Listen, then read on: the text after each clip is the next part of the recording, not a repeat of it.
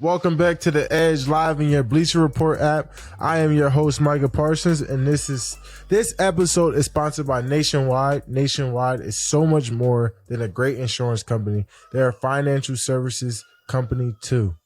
Thank you, Nationwide. Let's get right into it. Cowboy Nation, Week 3 NFL report. Oh my gosh, it was a wild one. Pretty bizarre. But obviously, we're going to start off with Cowboys versus Ravens. Let's just start like this. How would I describe the start of my season? I would say the start of the season has been extremely humbling. We fell short after not starting great. Didn't put ourselves in the best situations. But I would still say I'm still positive because everyone is still coming in saying, we're going to get better. We're going to keep learning. We're going to keep growing. And those are all positive signs. But obviously, man, I would say that fourth quarter said a lot, man, when there was a lot more positivity. There was a lot of things going in. Everyone's starting to do their job. Everyone working in unison. So if we can get that fourth quarter for every quarter, that's be great, man. We just got to keep locking in and just keep getting better, man. I think, it's always a great thing to have these trials and tribulations early, right? And, even to the people, man, I said we're being tested, man. We're getting tested into our faith, our beliefs. There's not a person, in the Bible that wasn't tested. And, I look at it the same way with this season, man. So far we've been tested and it seems like, things just aren't going our way. But I think it's very fixable, man. We just got to keep our faith in line, keep our faith in with each other, and trusting always into the higher purpose because we can always come together. We can always be together. But as long as our faith still lies with our brother and we still know that we can count on one another, we're going to get better, man. And, this loss hurts and is good, but, man, these are all learning lessons, man. Failure is always learning. When you fail, you're learning. So, for me, at least, man, every time I'm failing, like, how can I get better? How can I get better? How can I get better? How can I do better? And then, with everyone adapting that mindset, man, how can I get better? How can I do better? Because I don't want the guy next to me let down. It's always very positive. So, start of season hasn't been great, but like I said, it's been humbling.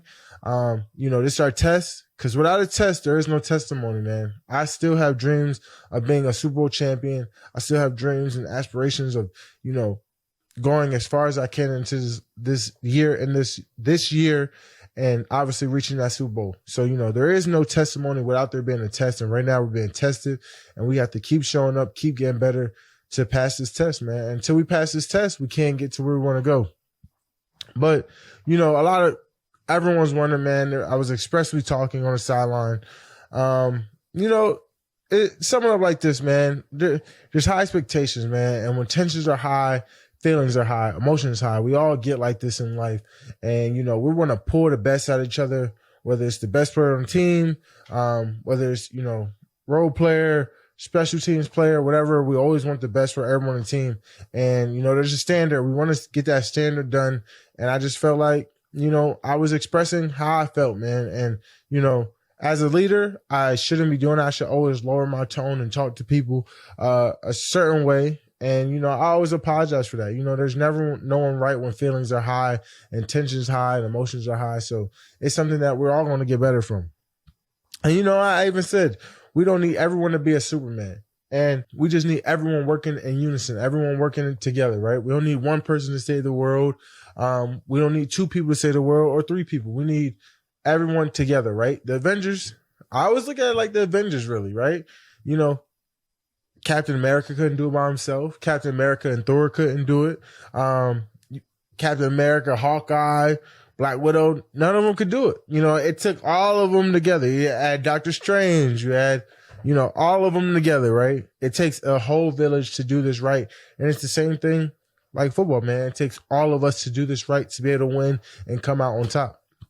And some fans just question how I fit and people feel like I should be at linebacker and people feel like you always got to look at it, like everyone's always due to their opinion and you can have your opinion, but the things that me and Zim do, I mean, we saw flashes of it with me over the center and things like that, but we can't get everything until we stop the run, man. And that just hones on to me setting great edges, me and Law setting great edges, us playing strong on our A-gaps, tackling, getting second and long, third and long, forcing the game into our hands to where we can utilize that. People are game planning, so we can't utilize that. So we have to do a better job of stopping the run and getting into situations that we need to get to have a higher amount of success. And we will do that. And we will fix that. Zim knows we're going to fix it. I believe we're going to fix it.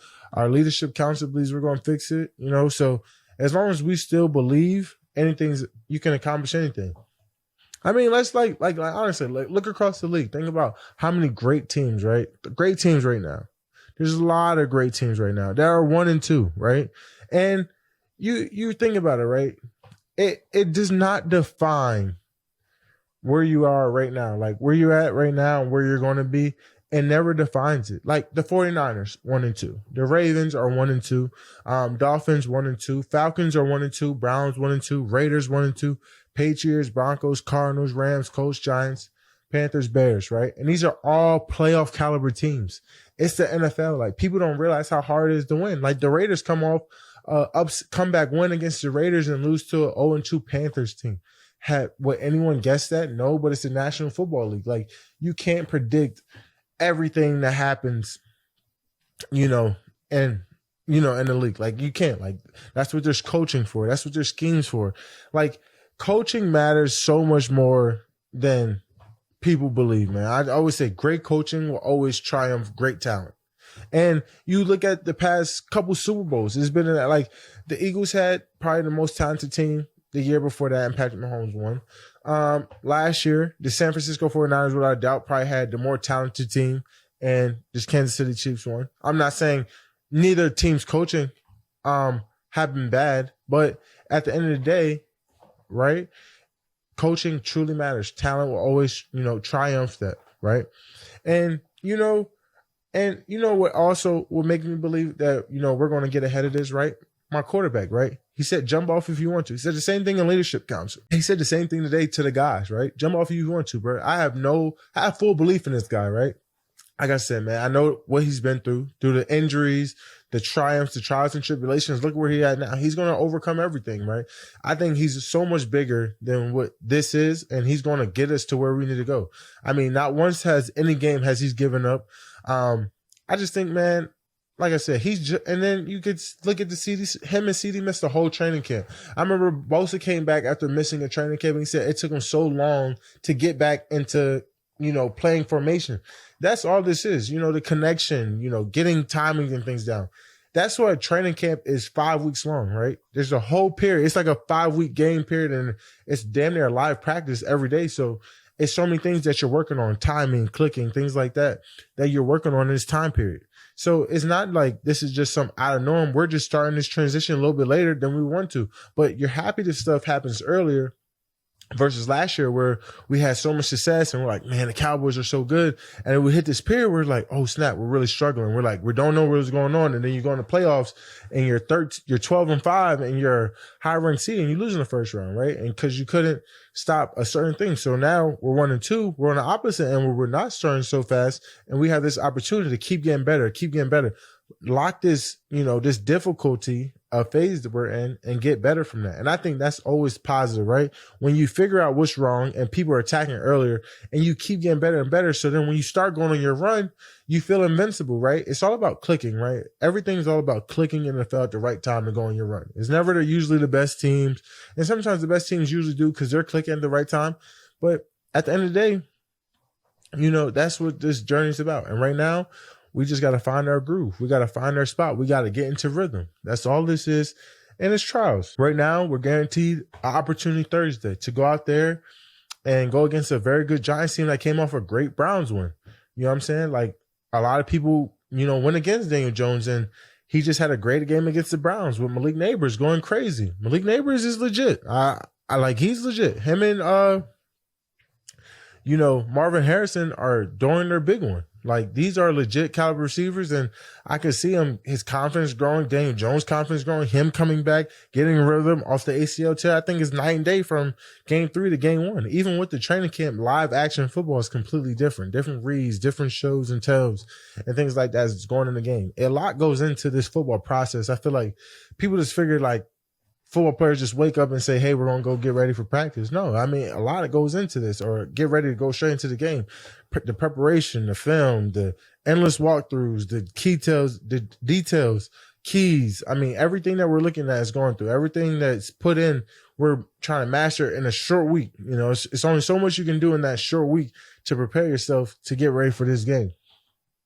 You know, and you look at all these 1 and 2 teams, right? Like, I mean, the 49ers were up in, each of those games and end up losing. Like, that's what happens with injuries and a lot of trials, man. Like, the Ravens were up on, the Raiders, and they probably shouldn't have lost that game, So it's an up and battle, right? And we still almost was able to win that game against the Ravens. And then, that would have been an amazing comeback. But man, that triumph for the team to come together and where we were at, and heads may have not been low, but we weren't at our best point, and we know we didn't play our best game to make a competitive game against that really good Ravens playoff caliber team. It really shows a lot. It shows a lot of grit. So it's there, right? There's flashes, but like I said, greatness always follows consistency. Let's get back to something positive, right? Our So Much More segment, just like how Nationwide is so much more than a great insurance company, right? Someone who's doing so much more than her team, and I'm shouting out, is Malik Willis. Like, Jordan Love was able to sit down, right? Obviously his knee injury or whatever, and he's still rehabbing back. But Malik Willis is stepping up, and he got 2 wins, right? So you're talking about a Packers team who traded for a guy, and this is why we say coaching matters. Coaching is a great magnitude of what the player defines. I don't care. Throughout my career, I've always had I've always been around great coaches who always made me and pushed me to be better, right? So you're talking about a guy who got traded right before the season, right? His starting quarterback goes down at the end of the game in week 4, and he's forced to say, hey, I got to step up and be a guy, and goes out beat a great Tennessee team, and he beats another team this weekend. So what does that tell you, right? Coaching. And he's playing high-level football. I mean, went 13 for 19, over 200 yards passing, 73 rushing yards, rushing yards, and 2 total touchdowns. And obviously that Packers defense is playing at a high level. So it goes to show you what coaching really means. So a guy who's coming late, probably didn't build the same relationship, with his players, is coming in and putting in great time, and that is such a great thing because, in this league, it's tough to stay on the team consistent. So you got a guy who's been drafted to Tennessee. There's like, he probably doesn't fit us. And to go out there and get 2 NFL wins, probably more wins, with the Packers than he probably did with, Tennessee. It really shows you great amount of coaching, triumph, trials and tribulations. And you can't be more happy for a guy like him, and, you're talking about a Packers organization. It's probably like, man, our best start is probably if we're 1 and 2, if we can sneak off one of these wins. And, now they're a 2-1 team, and Jordan Love can possibly come back this week. Malik Willis could start again. And, it could potentially do that again. Like, so it goes to show you, man, the coaching really matters. And I'm glad people are starting to see it, man, because, I mean, let's look at the Steelers, too, with Justin Fields. Justin Fields is 3-0, right? We thought Russell Wilson was going to be the starter. Russell Wilson been banged up. And look at Justin Fields and what he's been able to accomplish. Coaching really matters. Great defense, great coaching. And you're talking about, where Caleb Williams is struggling a little bit, obviously, because he's a rookie and it takes time to be dominant in this league. But, I mean, they basically told Justin Fields he basically couldn't read coverages, he couldn't win games, and he's going to an organization who's a winning organization, has a great, head coach and coaches around him, and he's been able to win 3 games. And a lot of people went against Justin, man, and so you couldn't be more happy for guys like this in these better situations. I'm telling you guys, these situations that people are in, whether you're on defense or offense, or maybe it could be the organization, sometimes it's really like, we like to blame the players, but sometimes it's really the organization and things around them that doesn't allow people to tap into their full potential. And that's the truth, man. You see it all the time, right? Guys go from different organizations and go to other, like Andy Dalton. Will we see the same thing with Bryce Young? Like we don't know. We're going to hit on a little bit later, but I mean, we gotta, be inconsiderate. Andy Dalton's been around, so it doesn't surprise me. He's used to seeing different looks, and he's been in the league for a very long time. But is Bryce Young eventually going to get a fresh start? I mean, we don't know. Like, if they decide to keep going with Andy, but it's great, a learning opportunity, learning tool to be under a guy like Andy Dalton, who has a lot of experience. You kind of look at the Drake May and Jacoby Brissett. Jacoby Brissett has a bunch of, a knowledge in this game that he's able to pass that on. So I think, they're trying to, they started backwards with it, but, they're trying to incorporate that now to get Bryce Young ready for the future. But you just never know. But that's just an example of, guys in these situations that you truly never know. Is it them or is it the system? Look at a team like the Falcons. They have a couple close calls, but this Falcons team is a very legit team. I mean, you look at that game against the Chiefs. Comes down to a wire again. Whether you say it's going to be a call, I for sure think this, like, he's obviously making contact. The last couple games, that's contact before the ball is there.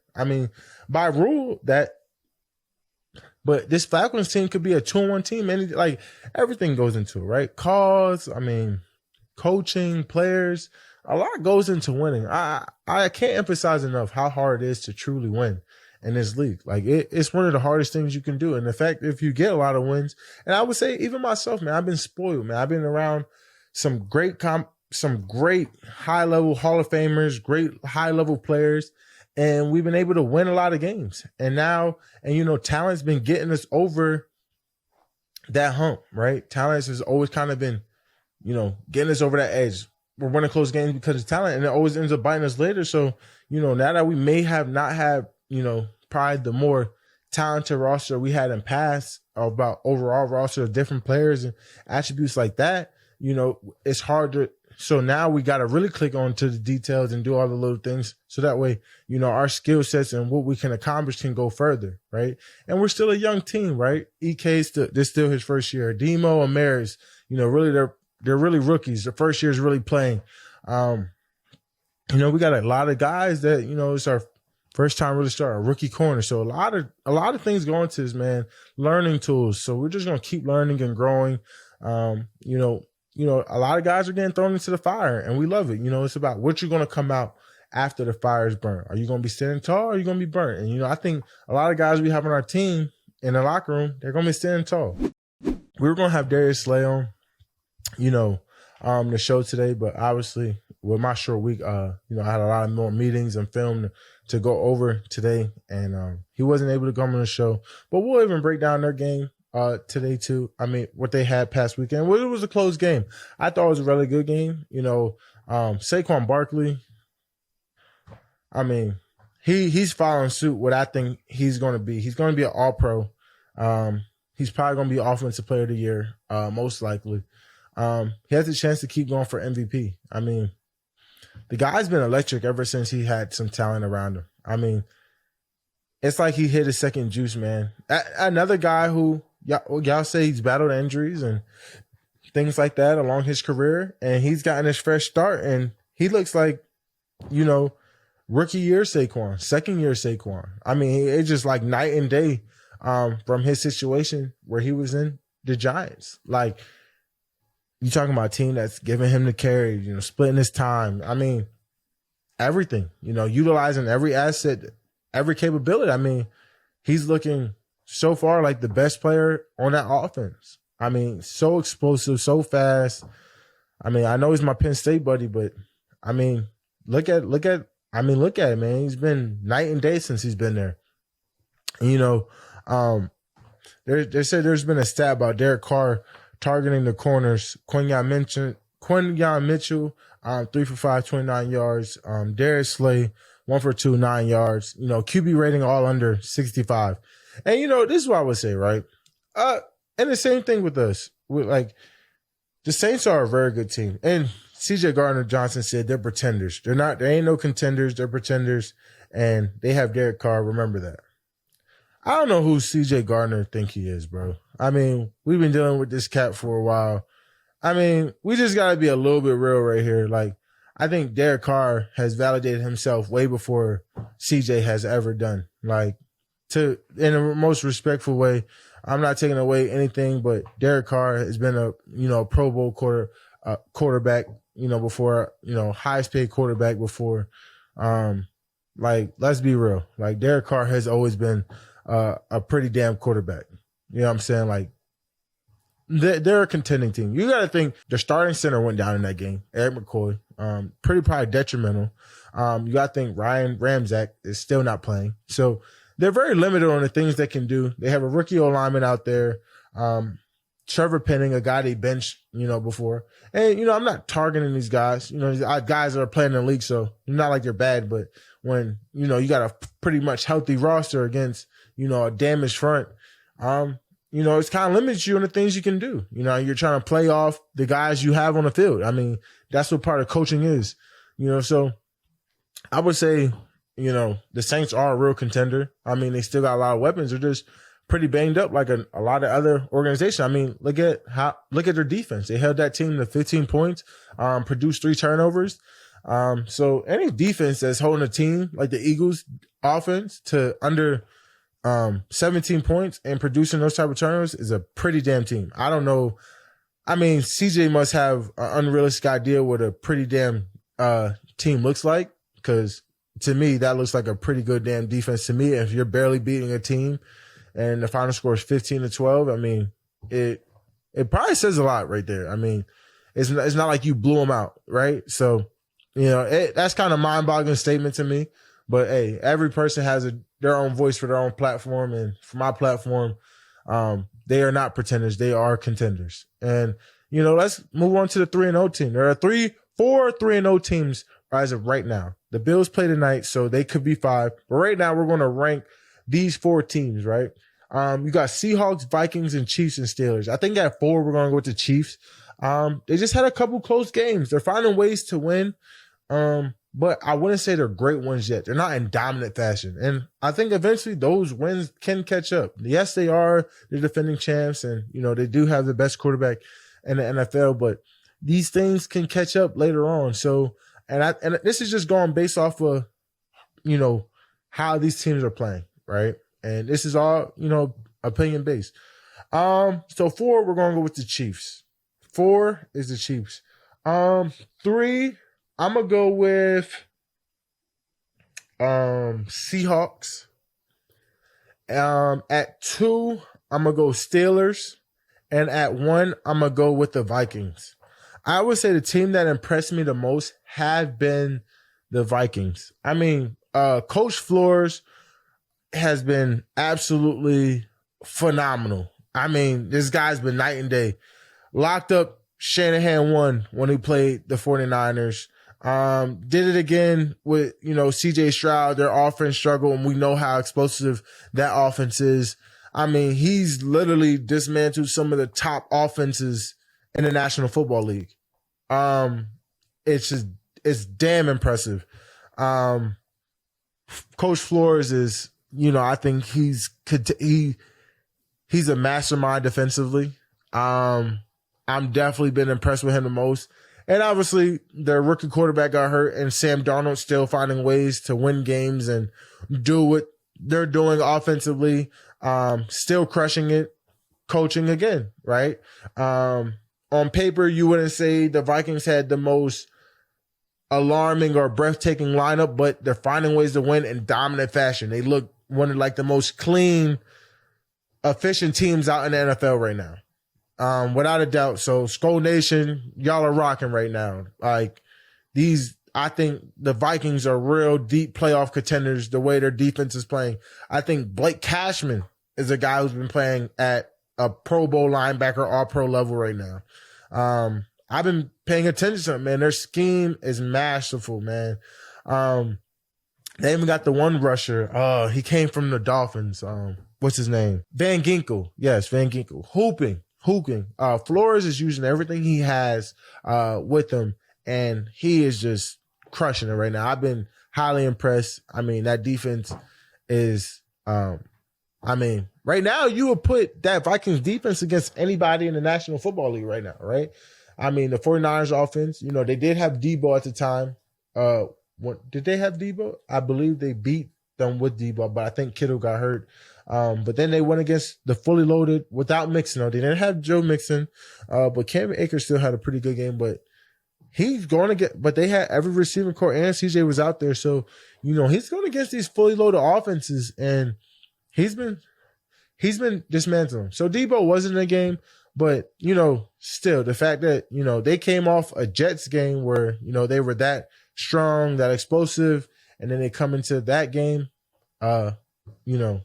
I mean, damn. The Vikings still have looked like phenomenal. Like, they've been looking amazing. Which team is which one is the best chance to make the Super Bowl? Right now, I would say probably from the NFC side. I'm gonna do NFC and AFC since there's 2-2. NFC, I'm gonna go with the Vikings. Just because they're clicking, man. I'm always gonna say defense wins championships. Their defense has just been so good. And the AFC right now, man, the Steelers is rolling, man. They're rolling. The Steelers is looking good, man. And I think Justin Fields is only going to keep getting better. I think he really is. I think this is like going to be a signature Justin Fields year. I think it'll be hard for them to put Russ back into the lineup after the way Justin, like, it's hard to remove a guy who's in rhythm, man. The team is clicking with him. Like, they got chemistry right now. I don't know. It's going to be a very interesting conversation when that comes up. Whenever Russ is healthy again, and I don't know what the record's going to be, but it's going to be a very interesting conversation. Will an MVP come from one of these teams? I don't know. I can't say that right now, man. I can't say that. I can't think of, I can't say the MVP is going to come from one of these 4 teams. I can't say. It's still very, very early. Very, very early. This has been one of the most unpredictable NFL seasons so far. I think coaching's getting better. Play calling, scheme. A lot of guys are getting very creative. And I think that's a great part about, the first couple of weeks, right? You don't really know what a team's going to do. You don't really got a very good scout on the team. But a lot of stuff's going to start getting picked up, week to week, right? And you got to think it's difficult, right? Because if you look at our first, 3 games, 2 of them have been AFC opponents. So teams that we have no, similarities to, out-and-scouted looks, probably a team, we're going to play once every 4 or 5 years. So it's like, it's hard to really scheme for these teams, right? You don't got a whole lot of experience. You don't have to be prepared. They always got a little bit more leverage than you and things like that. So it's always interesting in the first couple of weeks, and we hit on this a little bit, but Andy Dalton coming off a win, 26 for 37, 319 yards and 3 TDs. It's like, I would say, like, I'm not surprised because he's put the games like this before. I mean, he's been a starter before. I mean, he's been a backup before. If you could be in the NFL as long as him, I mean, you're here for a reason, right? He's obviously playing high ball, but I think this is going to be a growing period for Bryce, right? He just got to get through this growing lesson.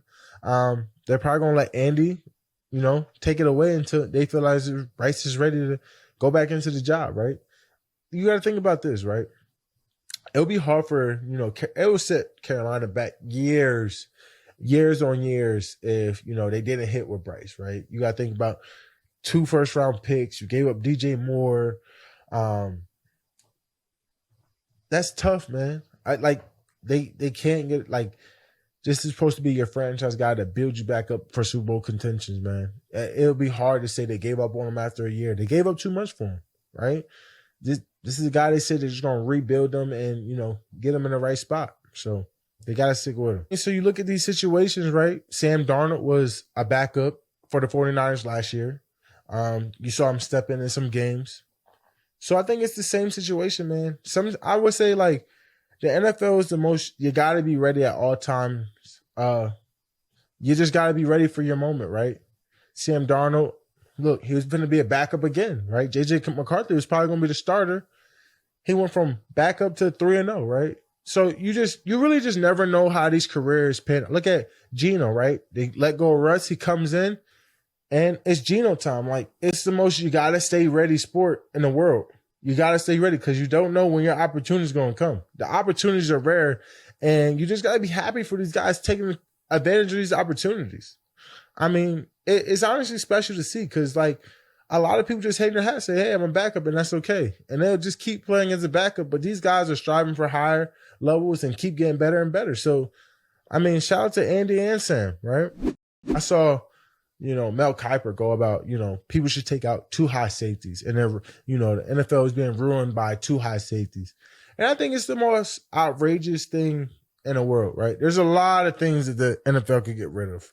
Like, if you're going to take out 2 high safeties, then why are you allowed to max protect? Or why are you allowed to chip some of the best rushers in the league? Don't help. If no one's getting help and it's going to be a free-for-all, leave everyone on the island, man to man, everyone best on best. If that's the case, I mean, that's just unrealistic football. There's no scheme. That's not a skill-based, like this is a skill-based sport. Scheme, show, you got to show different looks to, make people understand. But if a guy always knows it's going to be going high, that'll be the easiest sport in the world to play. I mean, that is such a crazy and dramatic statement I've ever seen. I mean, obviously this guy, you could say a guy never played football with that type of mindset. Like, what? Like, this is not a free-for-all. Like, this is a skill-based game. I've never heard of someone ever even thinking or saying that. Like, what's the point of it? Let edge rushers, no chips. Why do edge rushers get cut behind the line of scrimmage? Like, take all that other, nonsense out the game, right? If it's just going to be a free-for-all, I just think it's so pointless, right? And you got guys nowadays, more than 1 or 2 guys that are running probably 4.2s now. You can't say every DB is supposed to run a 4.2 and chase a guy all day. Like, what is this? Like, we're not in Pee Wee or pony football anymore. But anyway, it's week 4. We're in a short week. We play Thursday night. The preparation is obviously different. The physical toll is, laid back, obviously, because we came off the game Sunday.